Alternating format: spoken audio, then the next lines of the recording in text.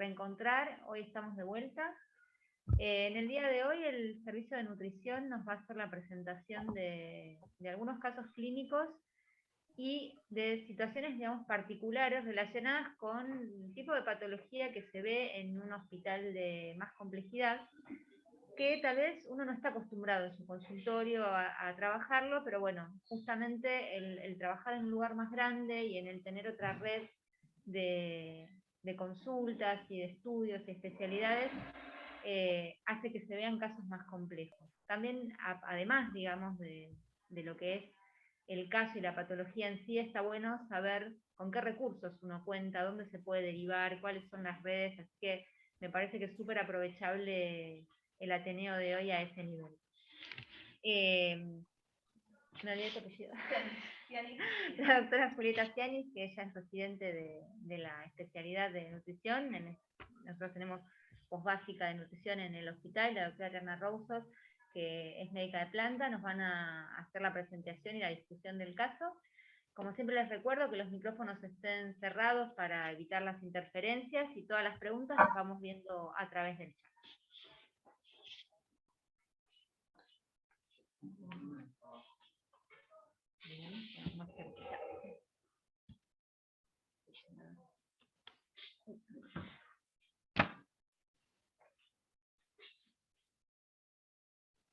Buenos días. Vamos a hablar sobre el abordaje de la obesidad severa en un centro de salud nivel 3. La idea de hacer este Ateneo fue sobre todo por el aumento que hubo de niños y adolescentes con obesidad y la magnitud de la obesidad con la que algunas veces llegan estos pacientes a los consultorios. Entonces la idea de hoy es presentar a dos pacientes. El primero de hoy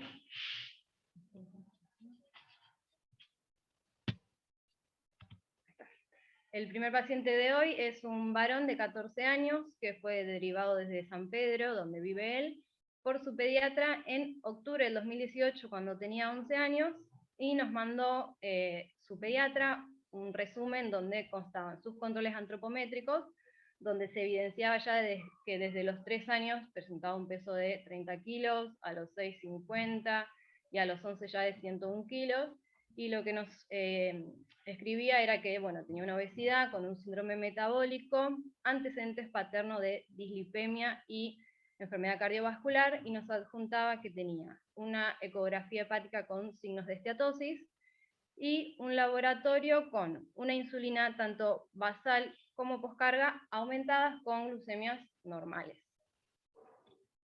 Como antecedentes personales, este paciente había... perdón.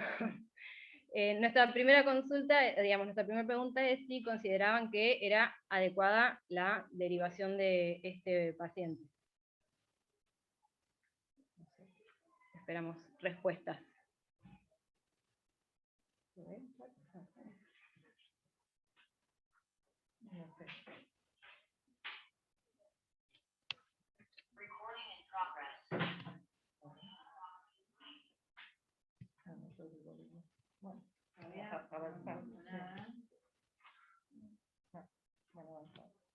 Hacer comentarios sobre la derivación. Sí, todavía no dices nada. Sí, nosotros consideramos que la derivación estaba bien hecha, capaz que un poco tarde, porque bueno, ya el paciente desde los 3 años venía con, vamos a hablar un poquito más adelante de los tratamientos que venía realizando. Pero sí, digamos, la derivación estuvo bien hecha, pero un poco tardía porque ya presentaba complicaciones y se evidenciaba de que este alto peso venía siendo progresivo y sostenido en el tiempo desde los 3 años aproximadamente.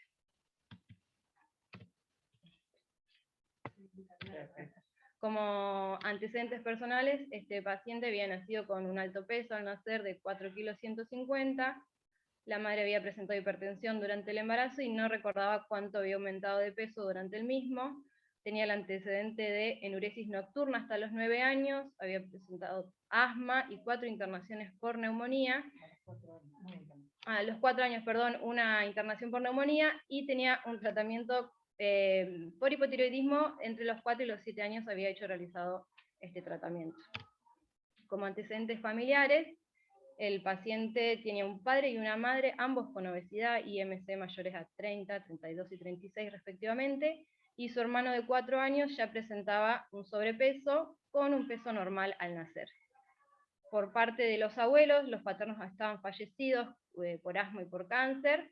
La abuela materna tenía bastantes antecedentes de hipertensión, de obesidad y de dislipemia, y el abuelo materno había fallecido a los 59 años con también el antecedente de haber presentado diabetes.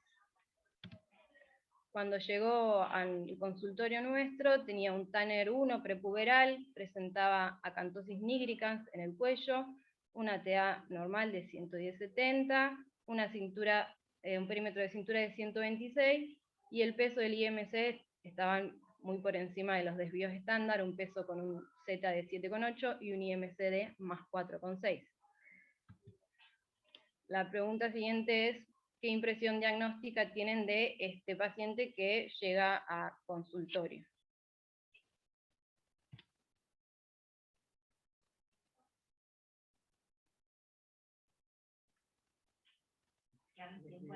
Sí, sí, sí, sí. Sí, claro. Parece que estoy con todo.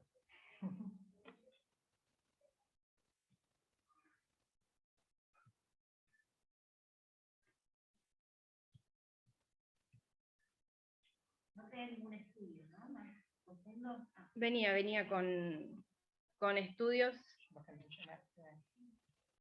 En la derivación, digamos, y ahora los vamos a mostrar. Tenía la ecografía, el laboratorio, el IMC. Sí, de 37,8, que eso le daba un desvío estándar de más 4,6, una obesidad severa. Al igual que la madre y el padre.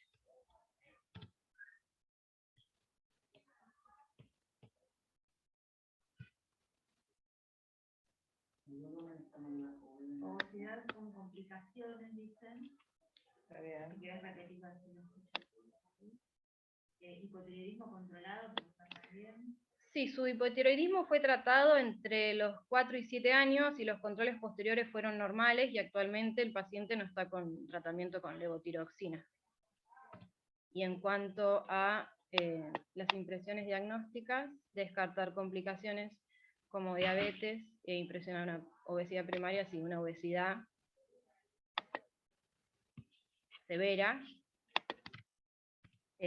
con complicaciones como esteatosis hepática, una insulinoresistencia, ya que tenía tanto una insulina basal y una insulina postcarga elevadas. Bueno, el descartar SAOS también me parece importante. Descartar SAOS, no tenía, si bien, digamos, tenía el antecedente de que tiene asma, no presentaba, digamos, signos o no refería signos de SAOS o de apneas en el sueño. Y sí también tenía una dislipemia asociada a obesidad, con un colesterol no HDL aumentado de 152. Me acerco un poco más. El chat, así no tenés Ah, que sí, no lo abrirlo. veo. Bueno, seguimos. El paciente venía con la derivación que presentaba un síndrome metabólico. La verdad que no reúne los criterios de un síndrome metabólico, pero sí tiene factores de riesgo como para desarrollar y poder presentar un síndrome metabólico más adelante de persistir con esta obesidad severa, este sobrepeso que tiene el paciente. No sé si ahí se me escucha mejor, un poquito más alto.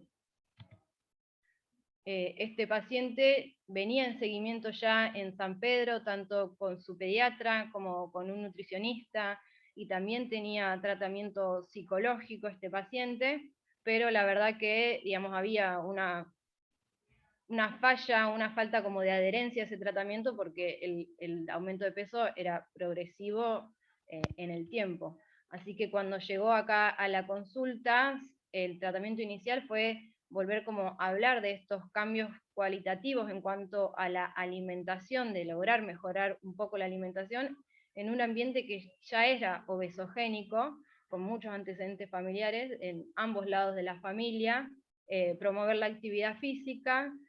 Como es un paciente que vivía en San Pedro, estos pacientes tienen que tener un tratamiento, digamos, que sea intensivo, por lo menos 2 horas semanales, entonces trabajar en conjunto o que pueda ir más frecuente también con su nutricionista en San Pedro y que continuara con su tratamiento psicológico.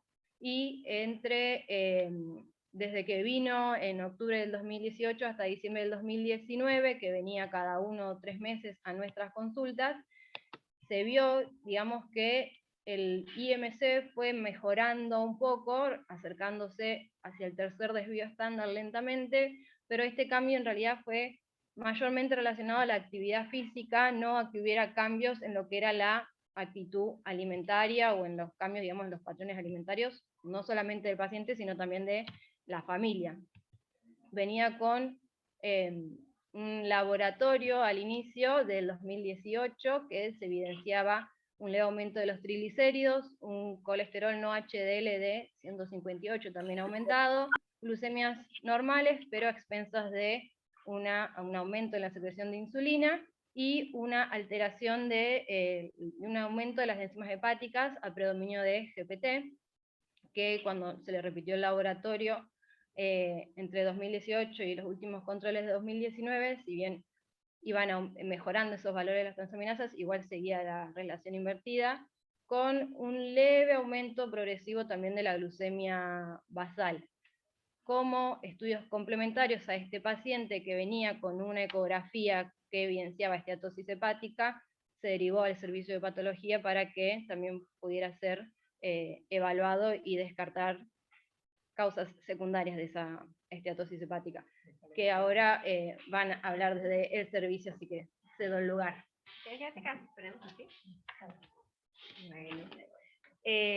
Nosotros comenzamos el seguimiento de este paciente en el servicio de patología del hospital casi simultáneamente cuando viene a la consulta de nutrición. Lo vimos desde el 2018 hasta junio del 2019. Durante ese nene ya de entrada había sido derivado con un diagnóstico presuntivo de hígado graso, que parecía fácilmente haber sido establecido, era un nene con obesidad, una ecografía que mostraba que es muy sensible la ecografía para evidenciar esteatosis hepática, y estas características que rondaban el síndrome metabólico. Como ustedes verán de los laboratorios que mostraron, este paciente, más allá del sobrepeso y una acantosis, clínicamente no tenía nada más que haga pensar de una enfermedad crónica del hígado, y como ven en el laboratorio también es casi mudo el hepatograma.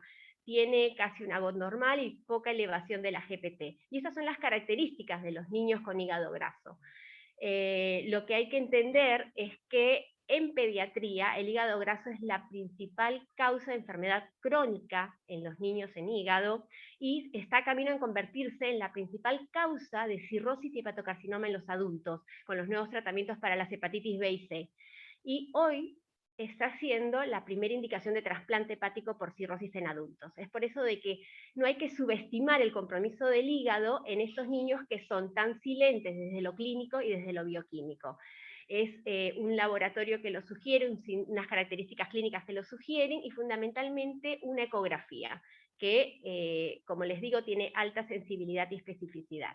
Nosotros cuando recibimos estos nenes, más allá del diagnóstico fuertemente presuntivo, siempre estamos obligados a descartar otras causas de depósito de grasa en el hígado. Es por eso que en un laboratorio inicial sumamos laboratorios que me pueden ayudar a descartar enfermedad de Wilson, déficit de alfa-1 antitripsina, déficit de lipasa ácida lisosomal. También pedimos un perfil inmunológico basal en el que incluimos anticuerpos para celiaquía, más allá de que el fenotipo no corresponde.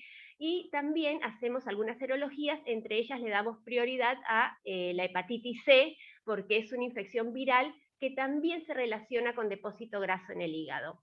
Bueno, creo que por ahora no. Gracias.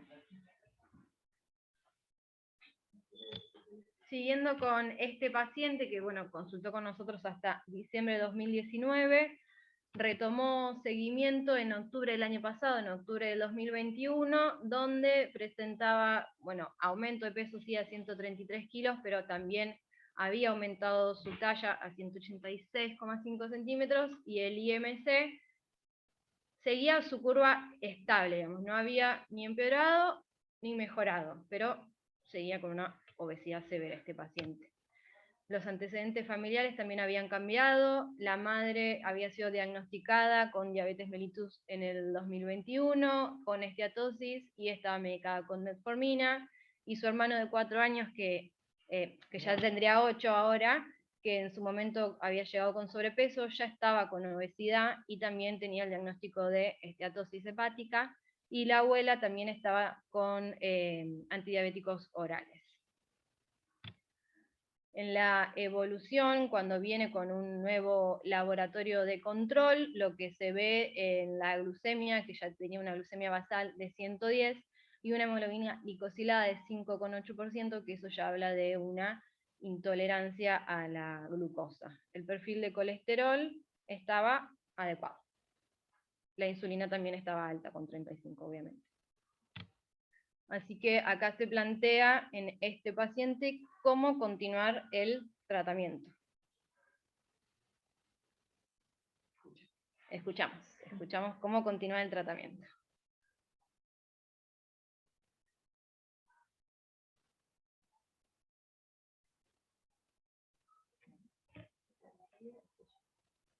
No sé por qué era cuando había preguntado si se escucha bien.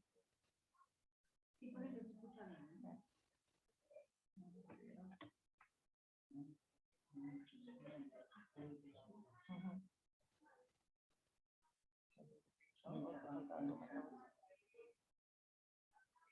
Sí, mientras van pensando un poco las opciones de tratamiento, lo que podemos decir acá que es en este momento ya un adolescente de 14 años con múltiples factores de riesgo familiares, con lo cual habla por un lado tanto de una carga genética por los antecedentes de diabetes que hay en la familia, como también como una cuestión de hábitos y comportamientos que cuesta mucho modificar en la familia, ¿sí? Pese a que está la obesidad de los padres, la madre que tiene una obesidad también así muy central, se le complica ella misma, le diagnostican la diabetes, saben este tema del hígado graso que vienen acarreando ya hace unos años, el hermanito va haciendo la misma evolución, va también aumentando de peso progresivamente, también se le diagnostica el hígado graso, bueno, nos habla de, por un lado, un chico o familia y los dos niños de riesgo metabólico y que sabemos que eso aumenta el riesgo de desarrollar rápidamente diabetes y lo que implica también en el riesgo cardiovascular en edades jóvenes en este tipo de pacientes, pero también como la dificultad en lograr cambios en el grupo familiar que apunten realmente a una mejoría y a torcer este camino que uno esperaría que en un niño que tiene todo el tiempo por delante pueda lograr hacerlo.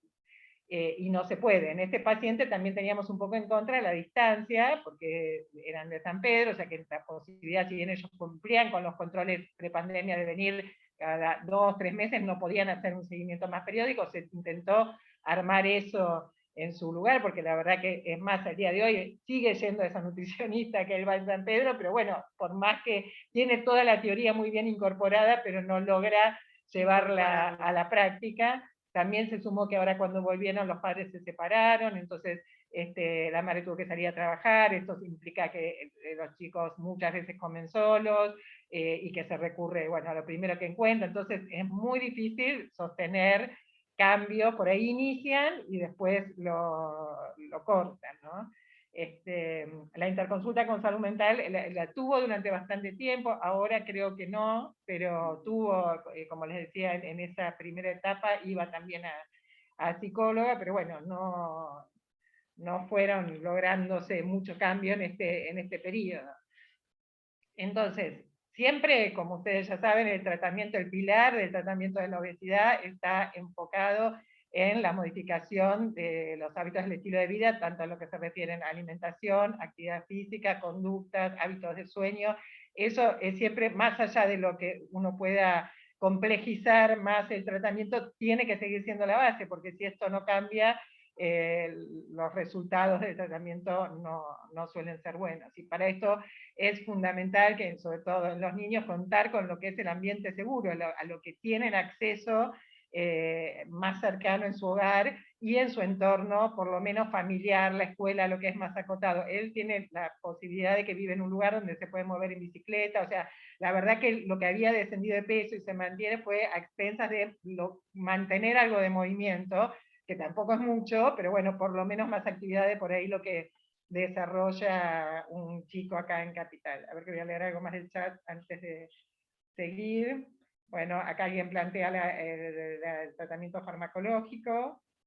Si el chico tiene motivación para los cambios, bueno, por los resultados uno ve que no, aunque de palabra él dice que sí, vemos que no. Por eso, bueno, en un centro de mayor complejidad podemos recurrir a otras estrategias. Si bien, como ustedes ven en este gráfico, el tratamiento que les mencioné recién sigue siendo como la parte central y la base, cuando uno no logra estabilizar el peso y mejorar, en un término, acá se plantea en 3 meses, debería ser, uno debería esperar demasiado, que no haya impacto en los parámetros de salud, porque a veces por ahí uno puede estabilizar la curva y ya con eso, como se vio inicialmente, mejorar el perfil lipídico, mejorar, disminuir la insulina, o sea, tener mejorías en el paciente. Bueno, pero si uno no lo ve, o en este caso hay empeoría, plantearse una medicación adyuvante.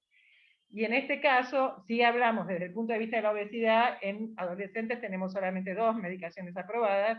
Una es el Orlistat, que es un inhibidor de la lipasa que produce una disminución de la absorción de la grasa en la ingesta, que la verdad que tiene muy baja adherencia entre los chicos, porque justamente cuando hacen comidas con exceso de grasas, tienen necesidad imperiosa de defecar, a veces con eliminación de heces, mucho meteorismo, bueno, sintomatología por la esteatorrea. Entonces cuando notan eso enseguida lo dejan de tomar, o sea, no ha sido exitoso realmente para el tratamiento de los chicos porque no lo sostienen en el tiempo. Y bueno, ya desde hace un poco más de un año, el liraglutide, como bien planteaba Florencia, es otra medicación aprobada para este grupo de etario, que es la que nosotros elegimos probar en él. ¿Por qué? Porque pensamos que para alguien que estaba teniendo tanta dificultad para arrancar y para sostener cambios, el tener algo que lo ayudara, ahora vamos a ver un poquito el mecanismo de acción, a controlar, a sentir más saciedad, a disminuir su impulso hacia la comida y a ver un resultado un poco más rápido en pérdida de peso, podría motivarlo a mejorar en todos los otros cambios, porque si no sabemos que tampoco la medicación sola iba a ser efectiva, pero bueno, puede ser una buena ayuda y también su efecto a nivel metabólico. Acá brevemente, para explicarlo, el liraglutide es un análogo de GLP-1, que en este caso la formulación que está aprobada para pediatría es inyectable de una vez al día, ¿sí? Hay otros fármacos que son semanales, pero todavía no están aprobados en pediatría, y tiene, el GLP-1 es un péptido sintetizado a nivel del intestino por la célula cela en respuesta a la ingesta, y tiene efectos, por un lado se absorbe, y su efecto por vía hematógena, digamos, de llegada del GLP-1 es el menos importante, pero llega parte al hígado, por la circulación portal, y parte también al sistema nervioso pasando la barrera hematoencefálica. Pero después, por vías aferentes vagales, llega al tronco encefálico y referentes de allí envían señalizaciones a distintos órganos donde realiza su efecto, principalmente a nivel del estómago, retarda el vaciamiento gástrico, que eso contribuye a esa sensación de saciedad, que sobre todo en las primeras semanas del tratamiento es bastante importante, y los pacientes realmente comen poco y con eso se llenan y pueden pasar más horas sin comer. A nivel pancreático favorece la secreción de insulina en una manera glucosa dependiente, o sea, de acuerdo al nivel de glucosa disminuye la liberación de glucagón, con lo cual eso ayuda a mejorar el perfil glucémico, y a nivel del hígado también potencia el mecanismo de acción de la insulina, también tendría efecto en el tejido adiposo, aumentando la termogénesis. Y a nivel del sistema nervioso central hay distintos núcleos que tienen receptores para GLP-1, como ven en el hipotálamo en el grafiquito de al lado, y está más representado en los núcleos que tienen que ver con la saciedad, más que con la vía orexígena, por lo cual también a nivel central tiene este efecto de disminuir el apetito. Entonces todo esto a él le vendría bien, tanto para el control de la ingesta como para mejorar sus parámetros metabólicos, que lo que seguía empeorando era la glucemia, si bien todavía no estaba en un valor de diabetes, pero sabemos que esto es una cuestión paulatina y progresiva, de que no es solamente un punto de corte rígido para definir diabetes, sino que uno va viendo en él la tendencia a ir aumentando. Entonces, cuando él empieza con ir al UTI, ustedes ven acá la curvita de peso, índice de masa corporal, se logra el objetivo que es que en las primeras 12 semanas pierda por lo menos el 5% del peso del índice de masa corporal, pero para también mostrar que no todo es tan sencillo, en 2 ocasiones hasta el momento lo suspendió, una vez fue en las vacaciones, o sea, fíjense cómo es la dificultad para adherir a esto. Se fue de vacaciones y bueno, se lo dejó de poner, porque se fue de vacaciones porque se levantaba más tarde y pensaba que se lo tenía que poner a las 8 de la mañana. Bueno, ahí recuperó peso, se lo volvió a poner. Cuando inició las clases también tuvo unos días por el horario que se lo dejó de poner, y las 2 veces que se dejó de poner, aumentó. O sea que eso quiere decir que no cambiaron el resto de las cosas de sus hábitos, y entonces esto también tenemos que tener en cuenta cuánto tiempo se puede sostener esta medicación. En este caso se le indicamos porque tiene obra social, igual la que recibió hasta ahora la recibió por donación del laboratorio, y aún no lograron por la obra social conseguirla, o sea que realmente no sabemos si va a poder tener continuidad, y esto también es importante para que ustedes conozcan, porque a veces estas medicaciones se venden como maravillosas, y sí, son un complemento, es algo coadyuvante, pero de las otras cosas, y el paciente tiene que estar comprometido y con posibilidad también de acceder a algo costoso, y a, bueno, asumir, me tengo que pinchar todos los días para ponérmelo, y poner en la balanza el efecto que esto le produce, el beneficio que le causa contra las molestias o los costos económicos, que no, obviamente no todas las familias lo pueden afrontar. Y bueno, sería bueno que nosotros también desde el hospital, como cubrimos insulina, como se cubren otros tratamientos, se pudiera cubrir esta medicación en los pacientes que lo requieran. Un tratamiento crónico. Como tratamiento de enfermedad crónica. A ver qué estamos diciendo que pusieron en el... Bueno, esto un poquito vamos a hablar después sobre las estrategias de seguimiento y qué planteamos nosotros, por ahí las dificultades que tenemos y cómo deberíamos abordarlo. Esto lo dejamos un poquito para el final.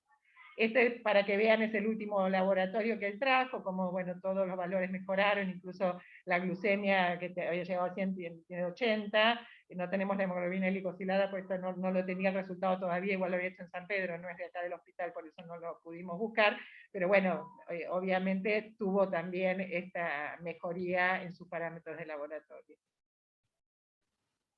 Creo que es la última de este paciente. No sé si quieren comentar algo más antes de cerrarlos del caso, si les ocurre alguna otra cosa.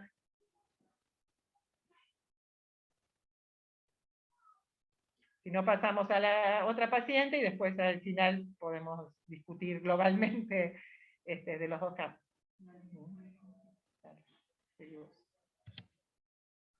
Bueno, la paciente número 2 es una niña de 4 años que llega en octubre del 2021, que fue también derivada por su pediatra de cabecera, quien trabaja en un centro de alta complejidad, y la deriva por obesidad con sospecha de un retraso madurativo para poder realizar un abordaje multidisciplinario / interdisciplinario. Esta paciente, bueno, era seguida en este centro de alta complejidad por su pediatra, por nutricionista, por diferentes especialidades, pero ante, digamos, la falla en la respuesta al tratamiento, es que deciden que sea evaluada en esta institución. Como antecedentes personales, había nacido de término con un peso adecuado, la madre tenía una obesidad previa al embarazo de 110 kilos y solamente había aumentado 6 kilos durante el embarazo, según referencia materna, tuvo lactancia hasta los 3 años, y la madre refiere que el aumento de peso de esta niña había empezado a partir de los 8 meses aproximadamente, desde el momento en el que concurría, bueno, a nutrición por su obra social. Tenía una internación por aspiración de cuerpo extraño con un maní a los 2 años de vida, no controlaba esfínteres cuando había llegado a nuestro consultorio, tenía un retraso madurativo que fundamentalmente impresionaba en el área del lenguaje, y cuando llega a nosotros ya tenía una valoración por genética que había sido pedida en el otro centro, con un cariotipo normal 46XX, tenía una valoración endocrinológica que, al haber presentado una obesidad de inicio temprano, digamos, lo que se intentaba hacer era descartar causas secundarias, había sido evaluada a los 9 y a los 11 meses con todo un perfil hormonal normal, y después a los 3 años y 7 meses con también todas valoraciones normales. La mamá en esta paciente sí refería que tenía pausas respiratorias cuando dormía, así que se planteaban que si pudiera tener apneas obstructivas del sueño. Concurría al jardín de infantes, hacía danza 2 veces por semana, y era una paciente que pasaba mucho tiempo frente a las pantallas, prácticamente todo el día. Como vamos a ver más adelante, los papás son grandes, entonces como ellos trabajaban desde su hogar, hacían home office, sobre todo en el tiempo de pandemia, ellos referían como que necesitaban tiempo para concentrarse y para poder dedicarse a su trabajo, entonces entretenían un poco a la nena con las pantallas, con comida, como para que no molestara, ¿quién diría? ¿No? Referían que tenía berrinches relacionados con la comida que deseaba. Si la paciente pedía algo, los padres se lo daban justamente para que pudieran seguir trabajando tranquilos. El padre la premiaba con comida, comía en su cuarto sola y viendo televisión. Tenía picoteo frecuente, así que ya tenía una alimentación desordenada desde el inicio, con porciones que eran, la verdad, muy aumentadas para su edad, con alto contenido de hidratos de carbono, continuaba con lácteos enteros, consumía pocas carnes y vegetales, y también consumía jugo exprimido de naranja 4 veces al día. Como antecedentes familiares, el padre tiene 68 años, docente universitario, se refiere vegetariano, con antecedente de hipertensión y obesidad actualmente, con un IMC de 31, y el padre sí refería que él de chico había presentado obesidad hasta aproximadamente a los 12 años, que después presentó un peso normal y actualmente igual está con obesidad.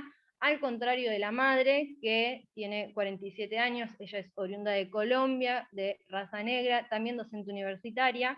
La mamá también tiene una obesidad severa con un IMC de 38, y la mamá refiere que su obesidad, al contrario, empezó a los 15 años, tuvo el antecedente de un cáncer de mama y tiene el diagnóstico de diabetes tipo 2 desde septiembre del año pasado, pero no está haciendo ningún tratamiento ni está tomando ninguna medicación actualmente ni nunca. Y por parte de la mamá, hay muchos antecedentes también de diabetes tipo 2 en la abuela, en las tías maternas, y hasta hay una tía materna fallecida a los 59 años por diabetes. Al examen físico, cuando llegó a nuestro consultorio, tenía acantosis nigricans, hiperhidrosis, un abdomen prominente, lipomastia, la jiba dorsal, un Tanner prepuberal de 1.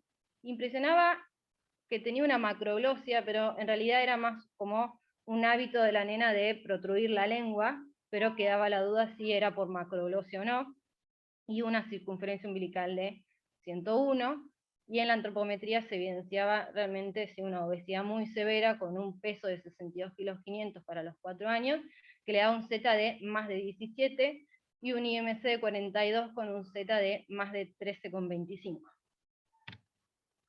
En esta paciente también digamos, qué impresión diagnóstica tenemos y cuáles podrían llegar a ser los próximos estudios.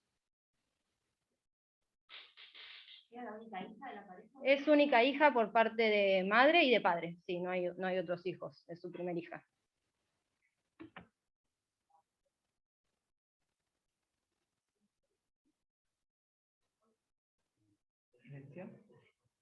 Y mientras preguntas, de la parte del nudo de desarrollo, ¿tenía alguna valoración, algún diagnóstico? ¿Tenía un retraso realmente? No, tenía más que nada parecía el lenguaje un poco, pero no tenía un diagnóstico. Era una de las cosas que había que evaluar. Sí, iba al jardín. Iba al jardín. Había estado en seguimiento por psicología en el otro centro, donde los padres desistieron y dejaron de ir y abandonaron como el tratamiento, porque en un momento le habían planteado sacar un certificado de discapacidad para la nena y así poder, digamos, llegar a las terapias de forma más fácil, poder adquirir esas terapias, y los padres, digamos, cuando le nombraron esto de certificado de discapacidad, decidieron como abandonar ese seguimiento con psicología. Lo que se veía en el otro centro que tenemos, digamos, cómo fue su evolución, es que sí, digamos, que se evidenciaba esto de que todavía usaba pañales, hacía colecho, que el habla no era, el lenguaje no era acorde a la edad, pero todas estas consultas fueron como muy intermitentes también con ellos. Por ejemplo, tiene este seguimiento a los 9, a los 11 años, a los 9 y a los 11 meses, perdón, después como al año y medio, y ahí hay un salto muy grande, hasta los 3 años y medio, donde ella continuó con un aumento exponencial de peso, siguió con un aumento exponencial de peso. Acá, cuando vuelve a los 3 años, a los 6 meses, que sí es el otro control, aumentó 20 kilos la paciente, o sea, sí, que ahí fue cuando decidieron, bueno, mandémosla a otro centro para ver si se puede evaluar o cómo seguir con esta niña, porque era muy, muy grave, digamos, la situación, y esto era remarcado hacia los padres, pero era como que no, había alguna falla, había algo que no estaba, digamos, funcionando. Acá está diciendo obesidad, insulinoresistencia. Obesidad con insulinoresistencia. Sí, esta paciente tiene una obesidad severa de inicio temprano, eso hay que remarcarlo bastante porque a los 8 meses ya estaba por fuera de los percentilos, y se tenía que evaluar la presencia de SAOS, por esto que refería la mamá, las apneas durante el sueño, la presencia de un retraso madurativo y evaluar que tuviera una obesidad monogénica o sindrómica, justamente por esto de que el inicio era a edades muy tempranas, que un poco, bueno, digamos, fenotípicamente no impresionaba, digamos, que pudiera llegar a ser algo sindrómico. Había sido evaluada por genética con un cariotipo normal, había sido evaluada por endocrino también con todo un perfil hormonal normal, y se había derivado en neurología, pero esa consulta todavía está pendiente de que los padres la hagan. Bueno, ¿qué conducta o estudios complementarios vamos a pedir en esta paciente? Como que ya uno los fuiste diciendo. Sí, uno los fuimos diciendo. Sí. Ecoabdominal, no evidenciaba signos de esteatosis hepática, por lo menos en esta paciente, una vesícula aritiásica, resto dentro de parámetros normales. Bueno, se hizo un laboratorio, se hizo el polisomnográfico, donde informan un SAOS leve, pero que está como subvalorado porque se sacaba el saturómetro durante el estudio, así que es un estudio que hay que volver a repetir más adelante. Lo que tienen que evaluar es si repetirlo ahora o esperar que el descenso de peso para evaluar, digamos, su evolución. Pero sí tiene un SAOS leve, se le había pedido RX de Kabun y de senos paranasales y una interconsulta con ORL, que eso aún está pendiente. Y en el laboratorio lo que se evidenciaba, bueno, una glucemia normal, pero sí una insulina basal aumentada para la edad de la paciente, una hemoglobina glicosilada de 5,5, eso está normal, las enzimas hepáticas y el perfil del colesterol, salvo los triglicéridos sí un poco aumentados para la edad de 113 miligramos por decilitro.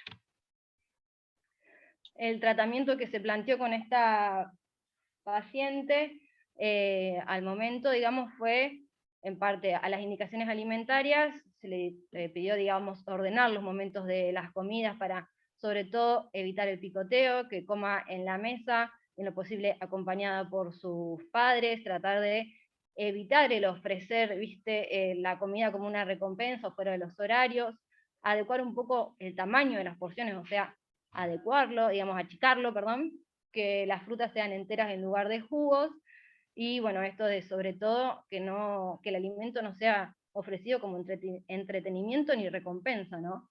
Y en lo que era al estilo de vida, reducir las horas de pantalla, poder fomentar, digamos, y aumentar las horas de juego activo, a la plaza, y que las horas de ocio sean en compañía y con interacción del cuidador, siguiendo las recomendaciones, bueno, de la actividad física según la OMS para los niños que tienen entre 3 y 4 años.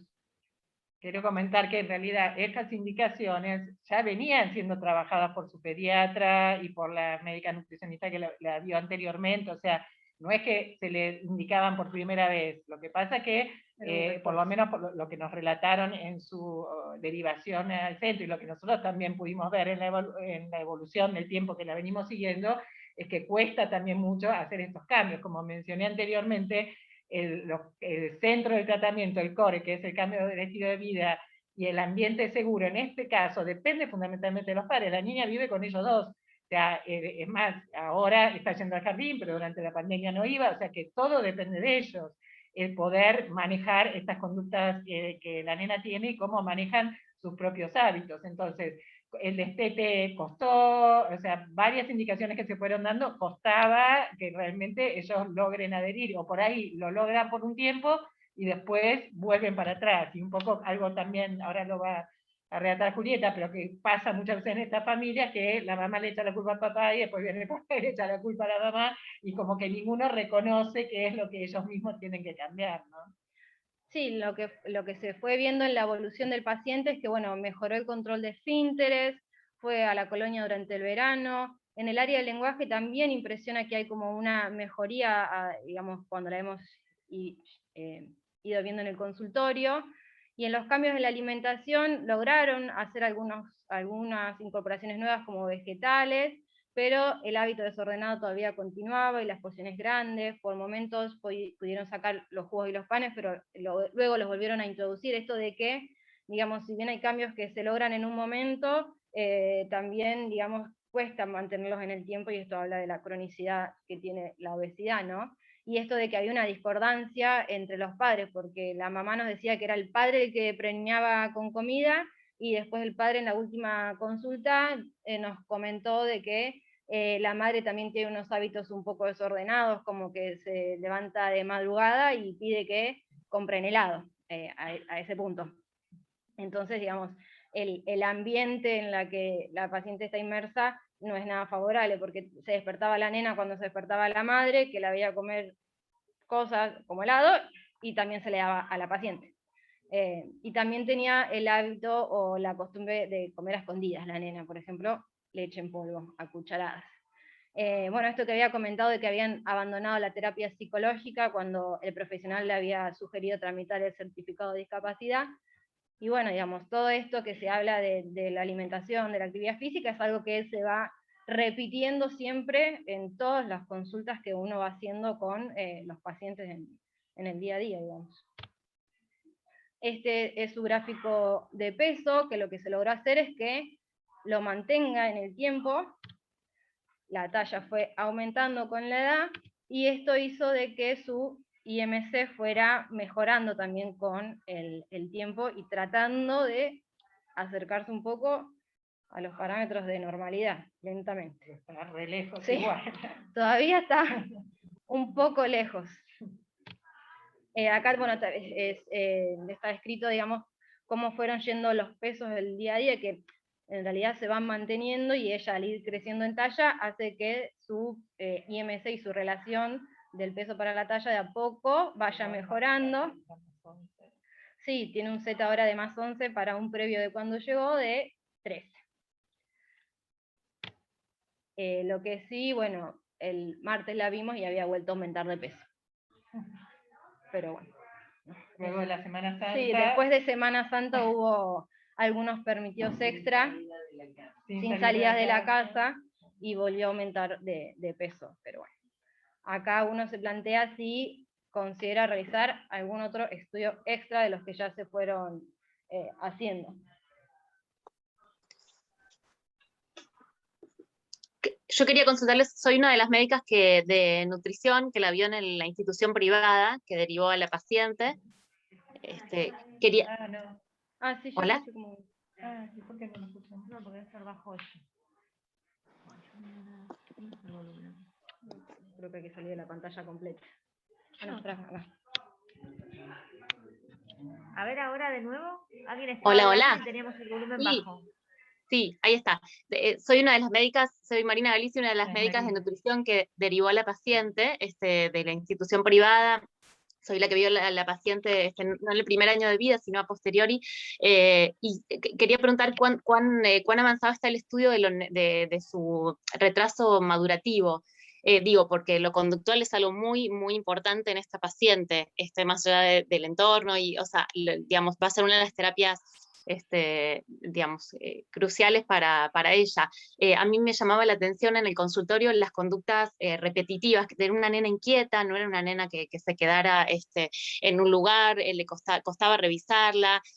Al menos cuando en las 3 consultas en que yo la vi, hacía conductas repetitivas. Una vez me llamó la atención que pasaba agua de una tapita a otra todo el tiempo, lo hizo unas 20 veces hasta que la mamá le sacó una de las tapitas y la puso en la camilla para revisarla. Digo, hay mucho para trabajar desde ese punto. Tenía algo con el tema del lenguaje que tengo entendido por lo que dijeron que ahora está mejorado, pero había una cuestión con un retraso importante del lenguaje en ese momento que la nena la ponía como en situación de berrinche casi permanente, porque no podía expresar lo que quería.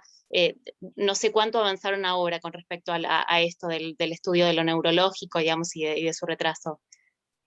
No, la evaluación por neurología se solicitó, pero todavía está pendiente por parte de los padres. Conductas así repetitivas en consultorio nosotros la verdad que no se evaluaron, y la interacción que tiene con el médico de a poquito como que fue mejorando. Sí, se deja revisar, ya sabe dónde se tiene que pesar, dónde se tiene que medir, interactúa con nosotros un poco en el consultorio, pero lo que es la evaluación neurológica todavía no se logró hacer. Bien.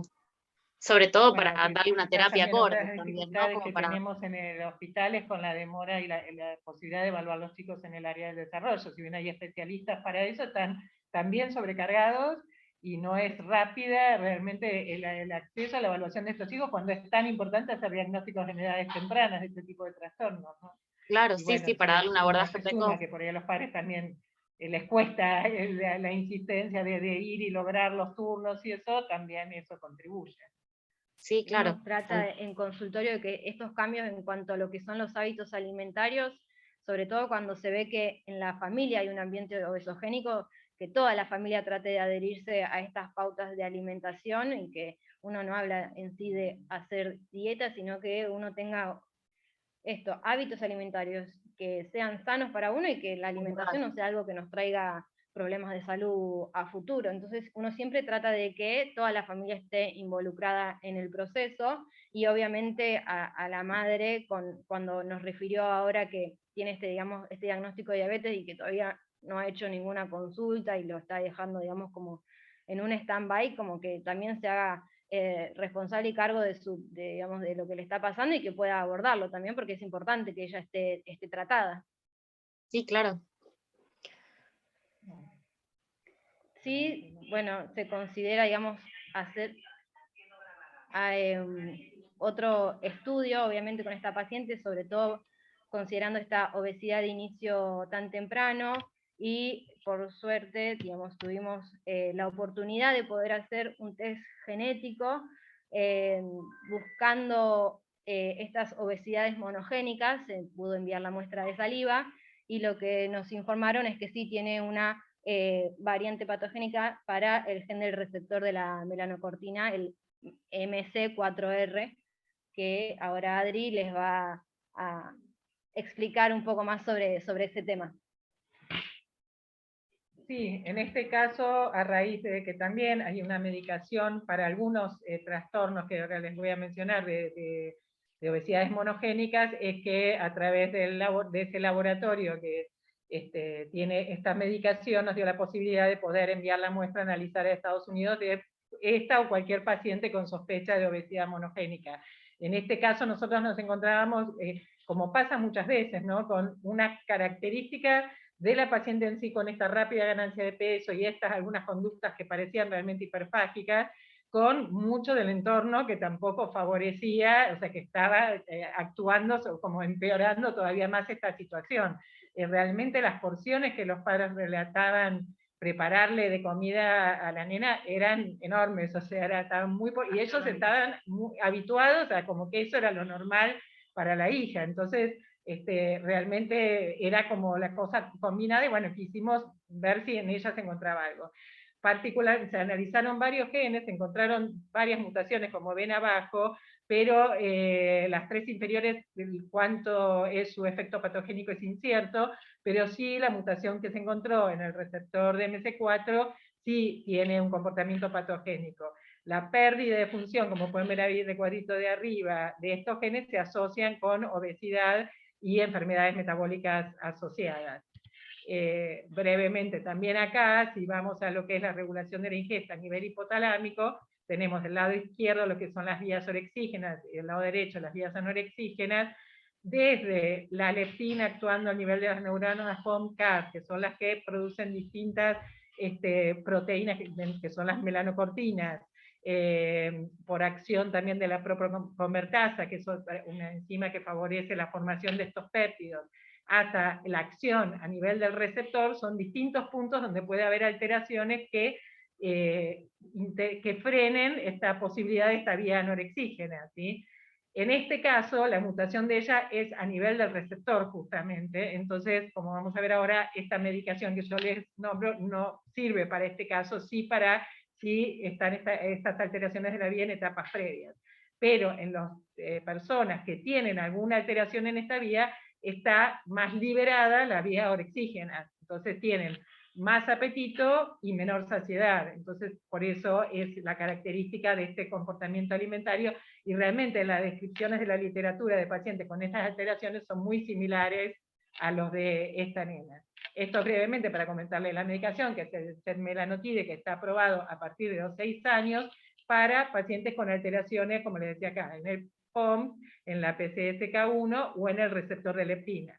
No nos sirve en este caso porque por más que le demos la medicación, es un agonista de la MSH, si el receptor está mal, no le va a hacer el efecto que esperamos. O sea que lamentablemente en este caso nos sirve sí mucho para hablar con la familia, explicar la base orgánica que puede existir para consejo genético, pero también la importancia de que justamente como por ahora no tenemos un tratamiento para eso, si no se apunta mucho al control ambiental, ¿sí? No van a poder lograr frenar este ritmo de aumento tan acelerado y se va a empezar a complicar con diabetes. Esto se asocia generalmente con insulina alta, con crecimiento acelerado, y después con diabetes y bueno, todas las complicaciones que puedan aparecer después. Entonces, es conocerlo también, por un lado, les tranquiliza en cierta manera poner a la familia de encontrar alguna explicación, pero también ponerse ellos como actores más importantes en el tratamiento para poder mejorarle el pronóstico de lo que ella pueda tener.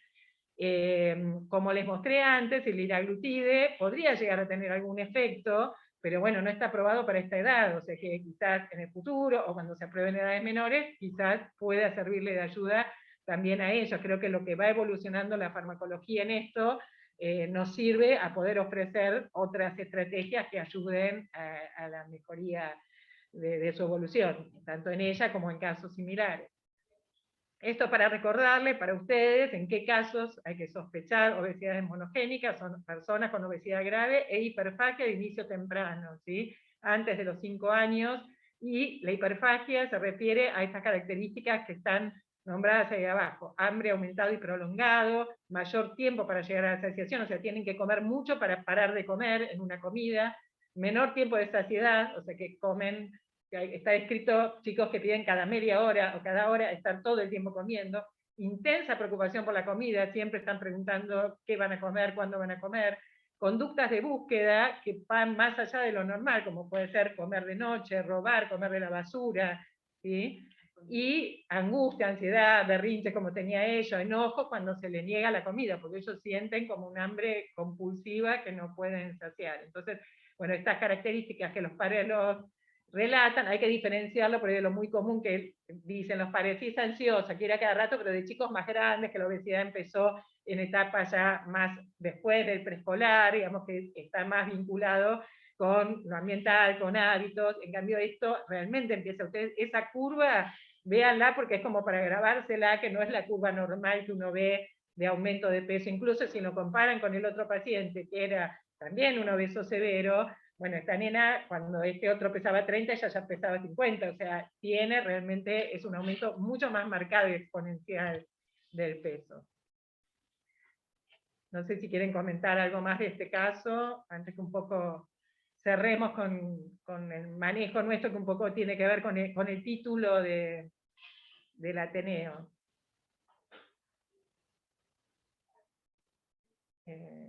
alguno nombró el tema de seguimiento, sí, eso tiene que ver con las dificultades que tenemos también nosotros, que en nuestra población pues son pacientes que muchos viven lejos, entonces la posibilidad de consulta a frecuencia, o como este paciente que era de San Pedro, realmente era muy difícil, ¿no?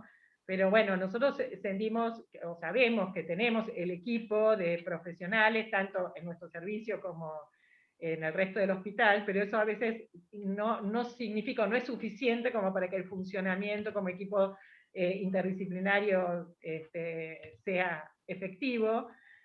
Somos pocos de recursos humanos y de tiempo para poder dedicar a esta patología entre todas las patologías que aborda el servicio. Realmente el espacio físico y equipamiento que tenemos no es adecuado en cuanto desde mobiliario, sillas, espacio. La verdad que ayer yo casi grabo una escena de una paciente en silla de ruedas con obesidad, con artroliposis, una niña que no se puede movilizar, de 11 años. Nosotros tenemos, gracias a una donación, la balanza para pasar en silla de ruedas, que muchos de ustedes la conocen, pero la ubicación en el espacio donde está y donde está el consultorio, la verdad que en un momento, primero la pesamos a la paciente con la silla, entró, salió del consultorio, volvió, después había que sacarla de la silla para pesar la silla vacía y descontar, entre medio era la madre con otra persona, una niña de 90 kilos, la madre y la acompañante tratando de levantarla y moverse en un espacio de 1 metro cuadrado, que es lo que nos queda del consultorio, entre la camilla, la pileta, el escritorio y la computadora, que son enormes, y la mamá tenía miedo de tirarla, entonces en un momento pensé que se caía la madre. Parece cómico, pero es terrible, porque estos pacientes son ellos, sus padres suelen ser obesos, necesitan otros espacios para moverse que nuestros consultorios no tienen. Por otro lado, bueno, contamos con esto, balanza, cinta métrica, un calibre, todo lo que tenemos de complejidad.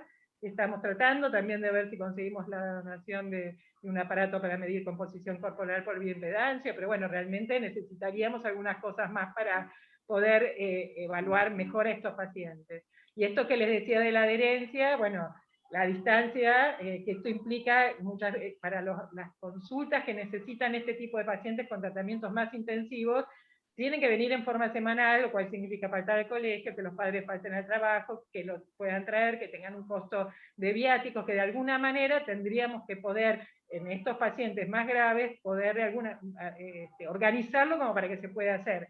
Y por supuesto, bueno, los que viven muy lejos, tratar de armar equipos cercanos a los lugares donde ellos están, como por lo menos para que nuestras visitas sean más aisladas, y bueno, pero tengan un seguimiento. Y la concientización por parte tanto nuestra como de las pacientes y las familias, que estos tratamientos son crónicos, o sea que no es que se van a resolver, como mostramos en el primer caso, va a tomar la medicación, en el caso que la deje de usar, va a volver a aumentar si no cambia, o sea que los cambios tienen que sostenerse en el tiempo y esto necesita mucho apoyo por parte del equipo para que ante las recaídas que suele haber, bueno, volver a apuntalarlos y tratar de que puedan seguir bajando. Y quizás otro tema que también está un poco en el tapete ahora y discutido es el tratamiento de la obesidad, o el asumir la obesidad como una enfermedad versus un estigma desde lo físico, de la discriminación, con lo cual tiene un cierto peligro, porque realmente no tratar a un niño con obesidad por no estigmatizarlo o por asumir que es su variante de cuerpo normal, implica un riesgo para la salud importante, y sabemos, y está recontra demostrado, la asociación de enfermedades que se van sumando, de mortalidad prematura y de enfermedad cardiovascular prematura. Entonces realmente creo que tenemos que seguir luchando para que la obesidad se considere una enfermedad, porque eso implica garantizarle los tratamientos. Si no es una enfermedad, entonces no se trata. Entonces las medicaciones, las consultas frecuentes, todo lo que el paciente pueda, la actividad física, que a veces hay que realmente poder promoverla y dársela, si el paciente no puede acceder por su cuenta a un club, bueno, que haya lugares donde esto, y con profesionales que trabajen con personas con obesidad. Entonces, para esto es necesario que la obesidad se considere una enfermedad. Y pensar que el 40% de nuestros niños tienen sobrepeso y obesidad. O sea que todos los pacientes que ustedes ven habitualmente, el 44 de cada 10 están con exceso de peso. Para lo cual, también aclaramos, no nos los manden todos a nosotros porque no los podemos ver. Y las primeras medidas son del pediatra y realmente ustedes van a lograr mucho seguro en la mayoría de ellos. Pero bueno, nosotros queremos realmente volver a retomar esto que estamos planteando, un programa intensivo, no es algo nuevo, nosotros mismos lo hacíamos hace 20 años cuando el servicio contaba con gente que venía voluntariamente y teníamos una psicóloga que participaba, médicos que se habían formado en el servicio y que seguían viniendo, y se podía armar, daban de su tiempo para armar estos grupos, que realmente después la situación económica y todo, y bueno, y también que ya dejó de ingresar al hospital gente que no viniera, no estuviera nombrada, impidió, para lo cual no tenemos nadie de salud mental que pueda venir con nosotros, tenemos una sola nutricionista para todo el servicio, entonces se nos complica. Pero bueno, queremos realmente retomar esto, y para estos pacientes particulares, que no van a ser todos los que los requieran, pero que son severos, armar realmente programas intensivos con seguimiento semanal por un mínimo de 3 meses, que es lo que está demostrado que tiene algún efecto en los cambios del estilo de vida y en que da resultado, porque realmente lo que hacemos nosotros ahora, que es dar un turno cada 2 meses, la verdad que al paciente no le sirve. Y para eso contar con un equipo básico del médico nutricionista, la licenciada en nutrición, psicólogo y terapista físico que estén a la par nuestro en esas consultas, más los interconsultores que sean necesarios. De alguna manera vamos a hacerlo. Pero también pensar que a veces son necesarias otras estrategias, que los centros realmente de complejidad a nivel mundial lo tienen, como es la posibilidad de hacer centros de día o internaciones no en salas, sino tipo campamentos, de 10, 15 días en el periodo de vacaciones, todo para lo que es trabajar el tema de hábitos en vivo y en directo con los pacientes. O incluso también en algunos pacientes se necesitan internaciones cuando uno necesita probar alguna estrategia de alguna dieta especial o de muy bajas calorías, que requiere hacerlo en el contexto de una internación para controlarlo, a veces cuando son chicos que por alguna necesidad tienen que perder peso rápido, por ejemplo, por una cirugía, por alguna cuestión que uno necesita hacerlo más rápido, y necesitamos, muchas veces eso también nos cuesta, se internan por alguna intercurrencia, por algo, pero rápidamente se le tiene que dar el alta, y no nos da el tiempo suficiente para terminar de evaluar y de encaminar al paciente en el cambio de hábitos. Nosotros siempre decimos que ya internarse en el hospital, un paciente que a veces se interna por cualquier cosa, por un tema traumatológico, o para evaluar el SAOS, o por lo que sea, ya cumplir la dieta del hospital para ellos es una dieta hipocalórica, y tener ese ejemplo de porción ya les ayuda un montón. Muchos, aunque ustedes no lo crean, se van con la bandejita para usarla de medida después en la casa, porque está tan lejos de lo que ellos hacen habitualmente. Entonces, realmente es un tiempo útil para nosotros, y bueno, en algunos pacientes creemos que puede ser necesario. Esas son algunas de las cuestiones que les queríamos transmitir a ustedes de estos pacientes, que no son nuevos, pero bueno, que cada vez hay más y más complicados, y desde edades más chiquitas, más tempranas. No sé si querés agregar algo. Mientras vos ibas cerrando, 4 puntos. Alta prevalencia de obesidad y de obesidad grave desde los primeros años de la vida. Hay una asociación clara, causal, entre la severidad de la obesidad y el riesgo cardiometabólico temprano. Estos chicos tienen edades vasculares de 40 años cuando tienen 6 de edad cronológica. La dificultad para lograr los cambios de vida, del estilo de vida, una vez instalados, y como estamos en un hospital pediátrico, la referencia al pediatra y su rol fundamental para trabajar desde temprano, desde las primeras consultas, en cuáles serían los hábitos saludables para los niños, especialmente con objetos dirigidos, digamos, a la alimentación, que uno la debe considerar no solamente en el primer año de vida y marcarla paso a paso, sino en la etapa preescolar fundamentalmente, y trabajar desde los primeros tiempos en la necesidad de que los chicos se muevan. Trabajar desde el bebé, que tiene que estar en el piso, y promover actividades de movimiento temprano. Y quiero cerrar con un concepto que dijo Adriana, que me parece fundamental, que es la necesidad de equipos altamente capacitados que trabajen en la inter y transdisciplina en espacios adecuados para el abordaje de estos pacientes graves. Queremos llegar a ser en el hospital un lugar de referencia donde podamos brindar, además del conocimiento, el equipo completo con toda la tecnología adecuada para que estos chicos puedan hacer ese salto fundamental que les va a mejorar el pronóstico de vida. Muchas gracias. Miriam, algo que quisiera agregar a lo que vos dijiste es el tema de la escuela. Me encantaron los casos, aprendí muchísimo, gracias.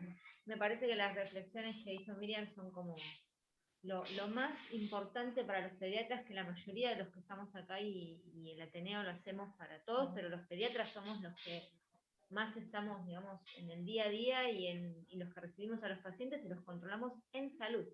Entonces, en ese control de salud tiene que estar incluido totalmente esos pilares que son la alimentación saludable, la prevención a futuro y el movimiento.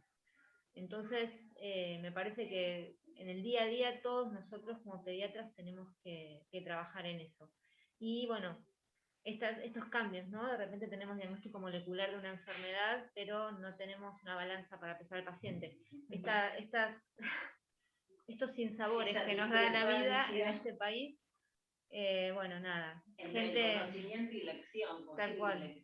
Pero bueno, la verdad es que profesionales que todos los días se ponen a ver a los pacientes y a trabajar con lo que tienen, más allá de que seguramente todos pensamos que eso no está bien y que lo ideal sería que los recursos estén, pero hacer todos los días lo mejor con lo que se tiene, la verdad que creo que este hospital y este servicio ponen mucho de eso.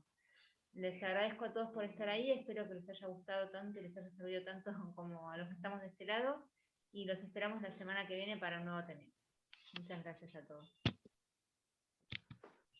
Ahí le contesté por el chat lo que me preguntaban. De la demora en los turnos. Seguimos siendo los mismos 4 y hace 30 años. Un poco menos. No, nosotros no tanto, sí un poquito, el 20, sube los 20. Ahora, quiero que me hagan estudio